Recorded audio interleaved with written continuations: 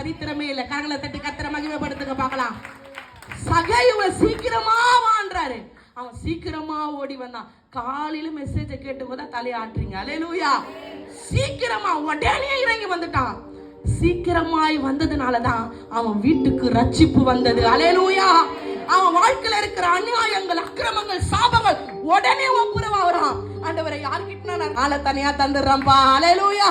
அந்த ரட்சிப்பு ஊரெல்லாம் இவரு யாருப்பா, பாவியா இருக்கிற வீட்டுக்கு போறாரு. பாவிய தர நேசிக்க அப்பா வந்தாருமா. அதான் இந்த பாட்டுல பாவி என் மேல் பாசம் வைத்து